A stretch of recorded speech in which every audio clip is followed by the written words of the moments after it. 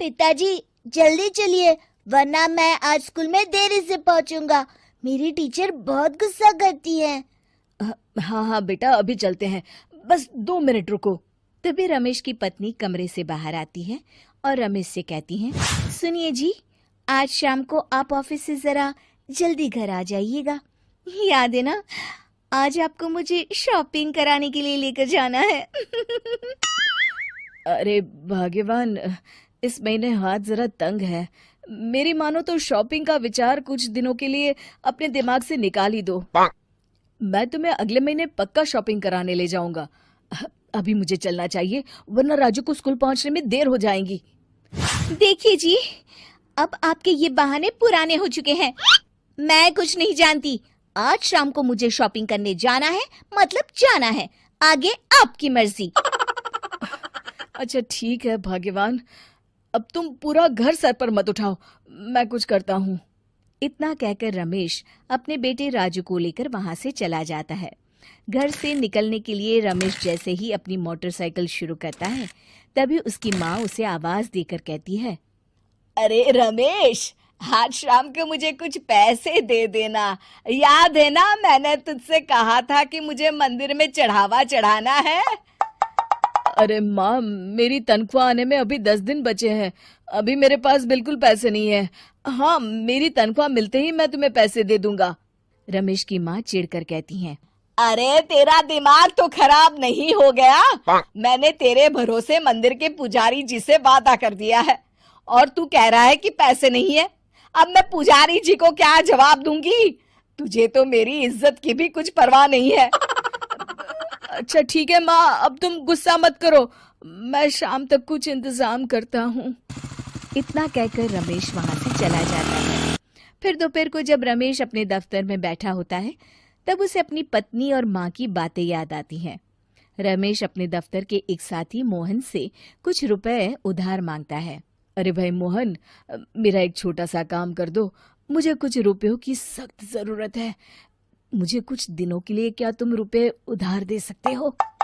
अरे रमेश भाई, मैं तुम्हें पैसे उधार तो दे सकता हूँ, लेकिन मुझे वक्त पर पैसे लौटा देना। वैसे भी मेरा मानना है कि दोस्ती यारी में कभी पैसों का व्यवहार नहीं करना चाहिए। ये कहावत तो तुमने सुनी ही होगी कि उधार प्रेम की कैंची है। मैं नहीं चाहता कि पैसों को लेकर हमारा रिश्ता खराब हो। अरे मोहन, तुम बिल्कुल चिंता मत करो, मैं तुम्हारे पैसे वक्त पर लौटा दूंगा। फिर मोहन रमेश को पैसे दे देता है। शाम को घर आकर रमेश कुछ पैसे अपनी माँ को देता है और साथ ही अपनी पत्नी को भी शॉपिंग कराने बाजार लेकर जाता है। रमेश की पत्नी और उसकी माँ का स्वभाव जरूरत से ज्यादा खर्चीला होने के कारण दोनों हमेशा बेवजह पैसे खर्च करती हैं। फिर एक दिन, सुनिए जी, अगले हफ्ते हमने छुट्टियों में कहीं बाहर जाने का प्लान बनाया था। आपने पैसों का इंतजाम कर लिया ना? अरे अभी कहाँ, अभी तो मेरे पास बिल्कुल पैसे नहीं है। हम कभी और चले जाएंगे।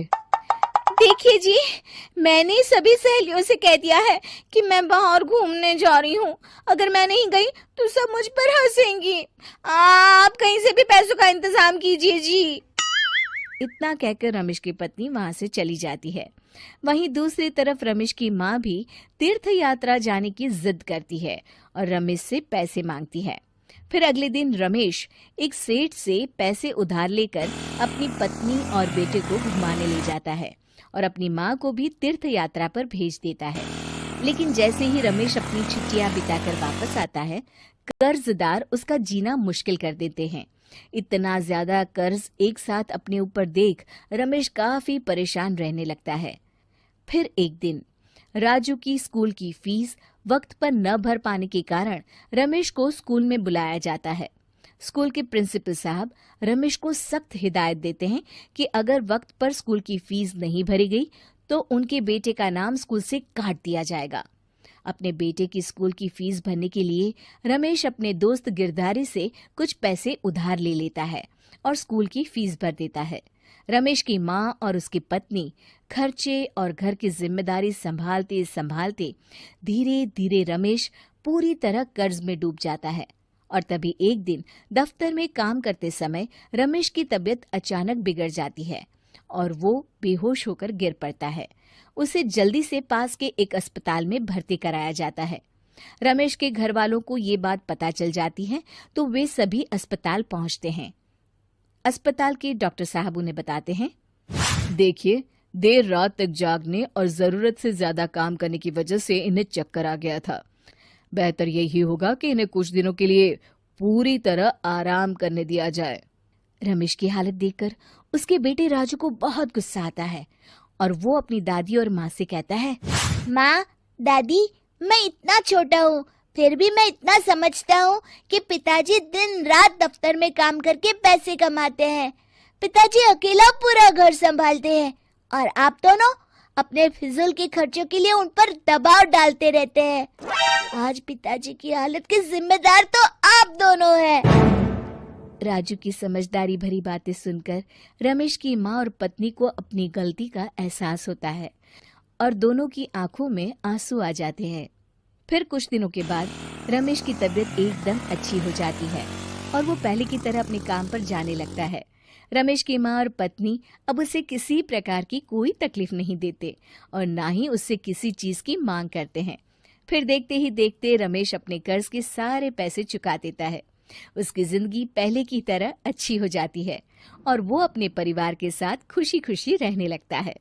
शिक्षा, हमारे रिश्ते एक तराजू की तरह होते हैं जिसकी दोनों ओर जिम्मेदारी और समझदारी का वजन बराबर होना चाहिए।